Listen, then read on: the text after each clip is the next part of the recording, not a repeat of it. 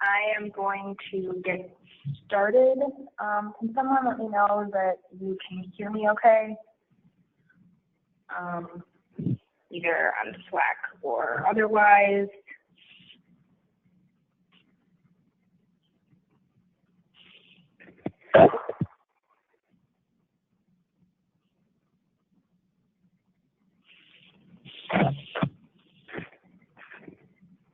Perfect, thank you. Okay, so thank you very much for coming today to hear a little bit about the 9th Annual Career Development Conference. It is quickly approaching and approaching much faster than last year, as we realize we are, it's a month sooner than it was in the past. So just some quick norms and housekeeping. We've been having a little bit of trouble with the muting lately. If you're logged on a computer, you automatically are muted when you log on, but if you call in on a phone, please be sure to mute the phone because, during the calls that we had for the mandatory reporter training, there was a lot of background noise and it was really distracting. Fortunately, I can mute you on our end here, but we don't like to do that because then if you have a question, we can't hear you. So just make sure that you're doing that. It's really distracting to hear people talking or to hear background noise when you have headphones on or when someone is trying to ask a question. So if you could type any comments or questions into the webinar chat box on Slack, then I can answer them there. And you can also just Slack me if anything goes unanswered throughout the call. So just to start off, again, for those of you who may be new, and for those of you, we have many veterans on the call, but for those of you who are new, just to reiterate, what is the CDC? It is the annual culmination event where Jobs for Michigan's graduate students from over 40 Michigan cities come to Lansing to show off the skills they've learned in their JMG programs throughout the year. It's one of our favorite events of the year. My favorite part of it is seeing our students win awards who are often students who have not won anything before and have the chance to actually win something and feel success in that way. This will be our biggest CDC ever. We have over 270 youth registered to attend, over 75 volunteers expected, over 50 specialists and managers, several VIP guests, and then many awards for your students to compete for. This is a schedule overview. I uploaded a copy of this to Slack today. I'll email out some things soon. Of course, you will receive hard copies of this during the day, but for those of you who want, a detailed hard copy of the agenda, I can email that. We also always print nice professional programs for the day. So this year, I did send it in an email because we have more students registered and competing than in the past. We have to push our start time up slightly. It's not a drastic increase, or not drastically different than in the past, but it is sooner, just so we can add a little bit of time to the session, the competitive event sessions. So as per usual, student registration begins at 9. This year we are going to have a light breakfast provided for you all, which I'll talk about in a little bit. And the start time that is a little bit earlier than normal is the 9:40 and 9:45 time. So all students and staff will need to be seated and ready to go by 9:40. Opening remarks begin at 9:45. And then as you can see, the competitive events are during that first part of the day. Lunch, welcome and annual awards, and then the guest speaker event, the award ceremony and dismissal. So all of this I'm going to go into much more in detail right now. So if you have questions, they may be answered. The parking, I slacked the link to the Lansing Center parking options. If you have gone in the past, you may be familiar with where you can park. There are several different options if you are parking, if you're coming in a car or a van. So the first one would be the Lansing Center parking, which is just $7 a day, and it's connected to the Lansing Center. We accept cash and credit card. Then the North Grand parking ramp, which you would access through the Radisson Hotel. So if you're staying at the hotel, that would be a good place to park. And all of this is also on the website, so you can refer back to that as well. And then there's a parking ramp that's a little bit farther away, but if those are not options for you or they're full, that's another option as well. Lastly, bus parking has to be coordinated through the City of Lansing. The contact information is there. Tracy Schell, who is the Assistant Parking Coordinator, that information will be posted to Slack as well. So if you are taking a bus, please do not organize that to us. Please just directly communicate with the city. We do not have any, I guess, coordination with the Lansing Center for that. So student arrival and registration is in the same location as it has been in the past, which is in the main concourse. So if you're unfamiliar with the Lansing Center, that is just the large kind of area in the center of the building. Where you enter the building will obviously depend on where you park. As usual, when you come into the Lansing Center, the specialists will come to do the registration. Please do not send, your entire group of 10, 12 students to the registration table, or will just slow the process down significantly. So they can hang out, buy the picture stand, go to the bathroom, whatever, and then just send 1 or 2 adults up to sign in and receive all of the information, or, one student with you. But if the big groups are coming up to registration, it just makes it much more slow. So at that time, you're going to receive everything that I've emailed or Slack will be printed for you.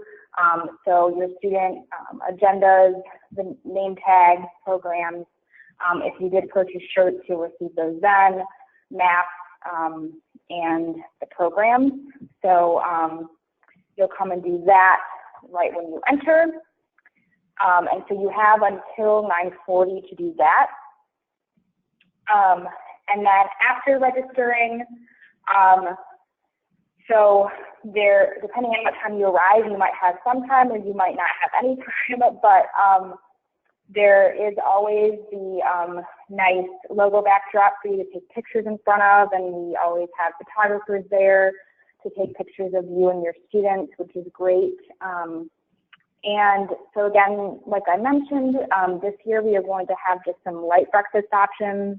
Unfortunately, food at the Lansing Center is really expensive, but that is something that's important to us, that you and your students are well fed for the day.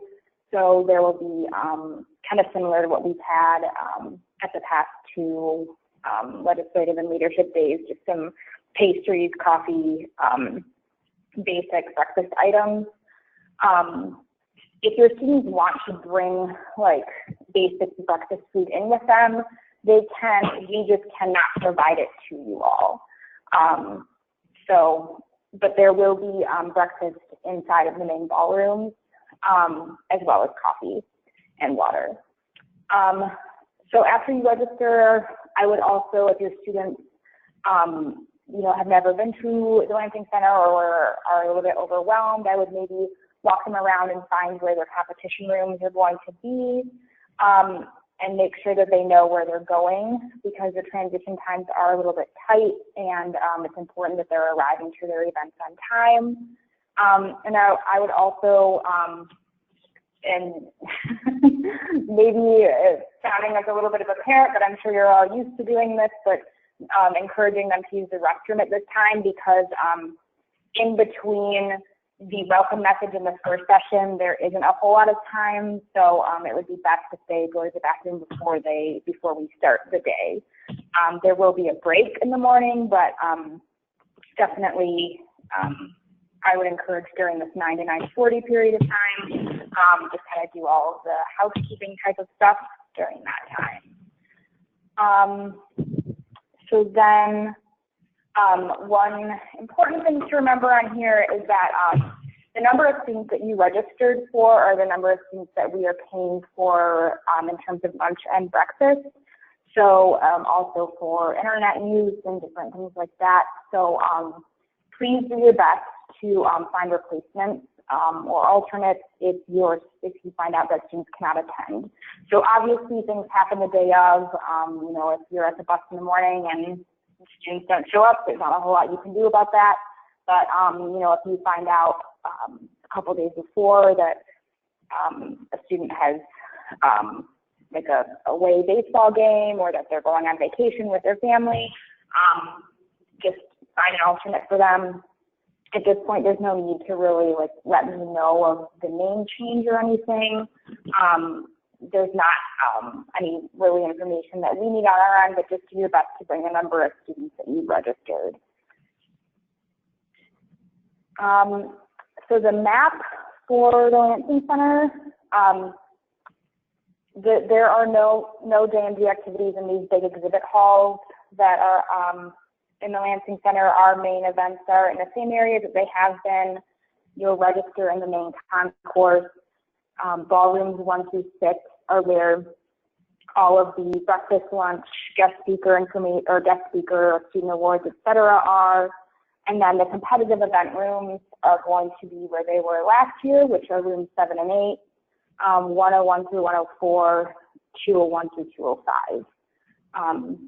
I'll show you exactly where different events are in a second. This information is posted to Slack, and it will also be in student packets and that they will receive the day of, and then I also will send it out to you. So that's something that you can refer to for your students to make sure they know where they're going. Volunteer breakfast and briefing will take place in the governor's room up on the second level. So I'll talk a little bit more about volunteers later, but you know, if there is a volunteer who's wandering and is confused, they have absolutely received this information, but if they don't know where to go, you can refer them to the governor's room on the second level. That's where their briefing and breakfast will be held. So as usual, your tables will be marked by table tents that will have, it will kind of depend, it may have your counties on it and then the affiliate, but there will always be listed at the bottom, all of the participating schools and programs will be listed. So they'll be kind of like clumped together. So for example, like all the Detroit area programs will be in one, all of the Capital area in another, all the Connexus, so what we say is Barron, Cass, Van Buren in another area. The reason that we wouldn't call it Connexus or like Networks Northwest is because of guests. So guests or volunteers might not know what Connexus is, but we want them to know where their area to sit is. Similarly with board members or legislators or whoever may be coming in to want to meet specialist assistants from their area. We just want to make it easy for them to find their group. So it might take you a second, so that's why it's important to get into the main ballroom a little bit before start time and make sure that you have found your seated area. It's important that you are seated right at 9:40 a.m. because opening marks will start right at 9:45. If in order for us to make sure that students have as much time as possible in competitive events and that they can show us what they've been preparing for, we have to make sure we start right on time. And if your groups are kind of like wandering in, still getting breakfast and so on, they're going to miss out on information. Also, it will just be not respectful to our student speakers. So this year we have a student speaker for the first ever kicking off our day, which I'm very excited about. And I know a lot of specialists and other managers, et cetera, have expressed that they're excited about that as well. And so obviously for anyone, but for a student, it's nerve-wracking to stand up in front of 200 to 300 people and speak. So please do your best to be seated and giving him your full attention, and not be coming in and out of the room during that time.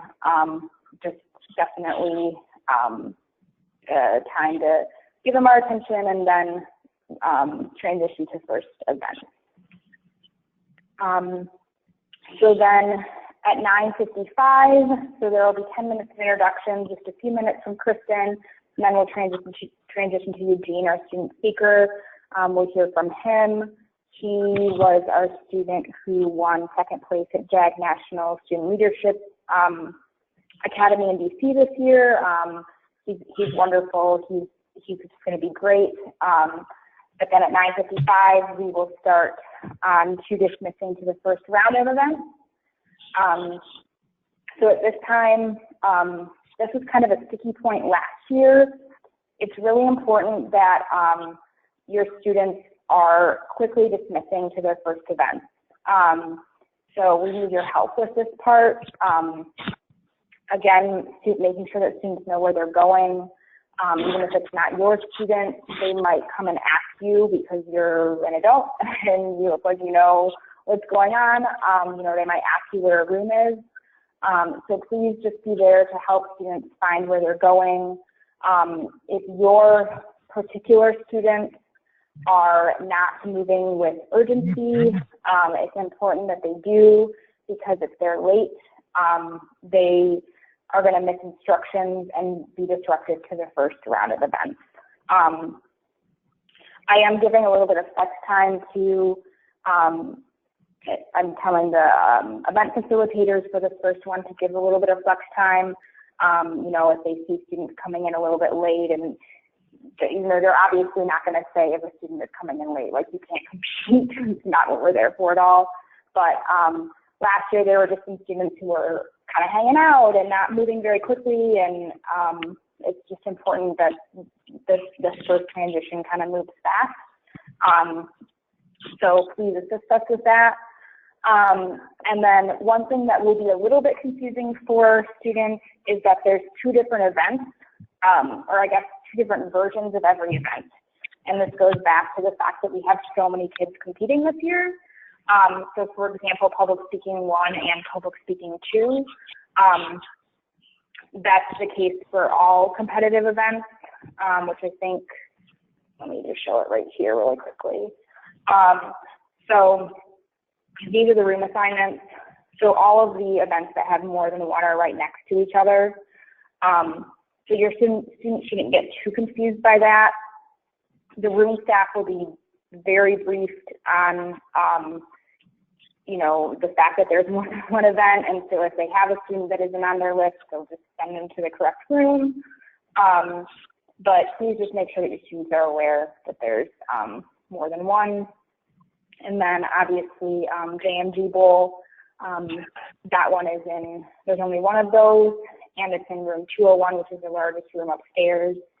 And just to clarify again, because this was a little bit confusing for some people still, the JMG Bowl takes up a longer amount of time than the other events do. So if you have students competing in that, they will be competing in that for both the first and the second session. So I'll just go back here really quickly to talk about the competitive event sessions. So the first session is an hour. It will be a little bit more like 50 minutes, but we're really trying to get it to be as close to an hour as possible. So that's the first session is from 10 to 11. Transition would be 11 to 11:10, and then second session is 11:10 to noon. So during that transition time is when the students will have a break. They can use the restroom, get some water, etc. So you can let them know, that's the time you can go and do that. You are welcome to observe student events. Some of the documents, the event description documents say, observers aren't allowed in the rooms. That's just kind of old JAG, weird rules. Really, if you would like to go observe a student event, you're more than welcome to if there's room in the room. The one room that there might not be room in is the JMG Ballroom, because we do have about 55 to 60 students going into that event this year. But the other rooms, such as public speaking, product marketing, interview skills, you're welcome to go on and observe. Just obviously, you know, being aware of when you're entering and exiting the room. And then we will have 3 booths this year. These are more aimed toward you all and resources that you can receive from the booths, just because the students just don't have a whole lot of time to engage in the booth. So Going Pro, Math Squared, and Pathfinder. So if you are not going to observe student events, you want to take a peek at the booth, see what they have to offer, go ahead and chat with those people. And then during the transition, if you could please just hang out in the hallway and make sure that students know where to go. So just make sure that the student doesn't get lost, and if they're wandering, redirect them. So after the second competitive event session ends, everybody will move back to the main ballroom for lunch. Another positive change this year is that we are going to have an actual plated lunch, which is exciting because we know that lunch has been not the most popular in the past. We wanted, you know, obviously this is kind of like a special formal event for you all and the students. So there will be a salad that is served first. And then after that, there's a chicken dish with vegetable and then some kind of side, along with a roll. Excuse me, and then water, tea, coffee, and iced tea. Now, this is very important. Will make our lives much easier along with yours. So if you or a student need a gluten-free or vegetarian meal, you have to ask us for a meal card when you register. So basically, it's not going to be like last year where you can just go and grab, you know, the vegetarian option off of the table or the gluten-free option. It's kind of like at a wedding where the servers are bringing you a plated meal, you're sitting down. So they have to know, we have no seating chart, so they have to know who the vegetarian or gluten-free or otherwise meal people are. So at registration, we will have those meal cards available. So when you register, please just say to the people at registration, you know, I need a gluten-free meal card or my student needs one, and we will provide those to you. And then you will just hand that to the server, and then they will bring you your lunch. So please just be aware of that. During lunch, you'll sit with your students, and then we have also welcomed the employer judges and board members and guests to sit with groups from their area. So please be sure to welcome them to sit with you, so they have a chance to talk with your students and talk with you and hear about your program and what your students are doing and their experiences and so on. So I already went over the room assignments. Again, this will be printed on your student schedule and also just on other materials for the day. One important note is that all programs that I received a registration form from should have received an email from me on Monday with your student's competitive event assignments. So you should know which events they're preparing for and competing in. If you did not receive this email, please immediately let me know, because we want you to have as much time as possible to prepare your students. I did my best to accommodate what you and your students requested, but please let me know if you did not receive your student assignment. In terms of student preparation, we went over this quite extensively in a first webinar, but I just want to reiterate that